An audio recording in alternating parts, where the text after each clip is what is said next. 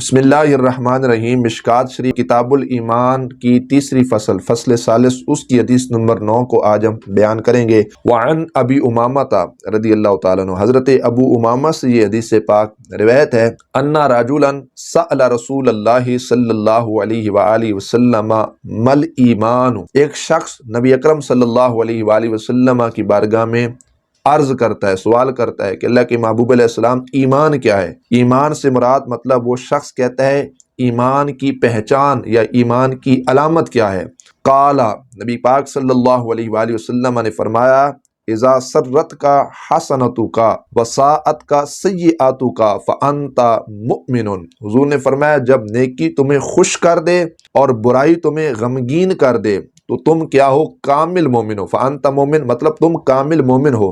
قالا، یا رسول اللہ صلی اللہ علیہ وآلہ وسلم فمل اثم، اے اللہ کے محبوب علیہ السلام گناہ کیا ہے؟ قالا، تو نبی پاک علیہ السلام نے فرمایا، اذا حاکا فی نفسی کا شیء فدعہ، رواہ احمد۔ امام احمد نے بھی یہ حدیث پاک کو روایت کیا اور مشکات شریف کے اندر بھی حدیث موجود ہے کہ جب اس نے یہ عرض کی نا اللہ کے محبوب علیہ السلام کی بارگاہ میں کہ گناہ کیا ہے، تو نبی کریم علیہ السلام نے فرمایا جو چیز تمہارے دل میں چبھے فرمایا اس سے چھوڑ دو۔ فرمایا یہ گناہ کی کیا ہے؟ انسان کو پہچان اس انداز میں ہو جانی چاہیے کہ انسان کا دل کیا ہو جائے؟ پریشان ہو جائے، اس کا دل غمگین ہو جائے، وہ روئے، رجوع اللہ کرے، تو سمجھو وہ یہ علامت ہے کس کی؟ کہ ہمارے پاس ایمان کی نعمت موجود ہے، ایمان کا سرمایہ موجود ہے۔ اور صوفیاء نے تو بڑے کمال کی بات کی ہے، مختلف انسانی جو درجات ہیں ان میں سب سے جو بلند تر صوفیاء نے درجہ لکھا ہے وہ ہے اس شخص کا جو کیا ہو؟ کامل ہو۔ فرمایا کامل اس شخص کو کہا جاتا ہے، فرمایا وہ نیکی کرنے پر ایسے خوش ہو جائے جس طرح اس کو کوئی بادشاہت مل گئی ہو، لیکن برائی کرنے پر وہ ایسا غمگین ہو جائے جیسے اس کا سارا مال، آل اولاد سب کچھ تباہ و برباد ہو گیا ہو صرف برائی کرنے پر۔ اس شخص کو صوفیاء نے کہا وہ کامل شخص ہے، وہ کامل مومن ہے، وہ کامل انسان ہے۔ یہ درجات ہیں، تو اللہ سے دعا کرنی چاہیے اللہ رب العزت ہمیں کامل انسان بنائے، کامل ایمان والا بنائے، کامل مومن بنائے، کامل انسان بنائے۔ کامل بہت بڑی فضیلت ہے ان لوگوں کی، اور یقیناً حدیث پاک کا خلاصہ بھی اس انداز کے ساتھ ہے کہ جب انسان گناہ کرتا ہے اس کا دل سیاہ ہوتا ہے، نقطے پڑ جاتے ہیں، گناہ زیادہ ڈھیر ہوئے دل کالا سیاہ ہو جائے گا، حتیٰ کہ ہمارے دل کی کیفیت اور ایمان کا اتنا کم درجہ پایا جائے گا کہ خلاصہ حدیث پاک کا جب انسان گناہ کرے گا اس کو اتنا بھی علم نہیں ہوگا کہ پتہ نہیں میں نے گناہ بھی کیا ہے یا نہیں کیا ہے، تو اس وقت انسان کو اپنے ایمان کی حفاظت کرنی چاہیے۔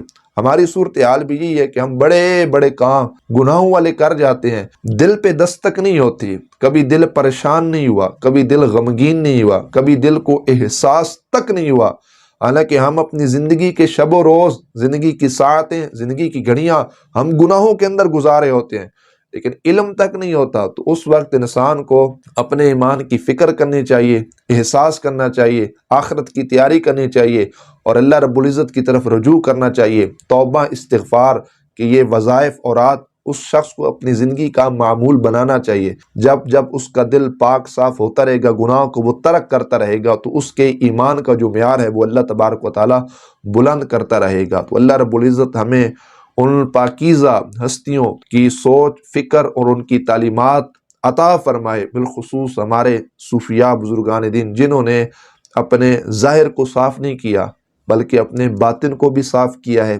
دلوں کی پاکیزگی کا بھی جن لوگوں نے انتظام و اہتمام کیا ہے، اللہ رب العزت انہی کے قلوب سے نکلنے والے انوار و تجلیات اور روحانی فیضان سے اللہ ہمارے دلوں کو بھی روشن اور منور فرمائے، ہمارے دلوں کو بھی وہ روحانی سکون اور فیضان نصیب فرمائے، اللہ عمل کی توفیق عطا فرمائے۔ وآخر دعوانا ان الحمد للہ رب العالمین۔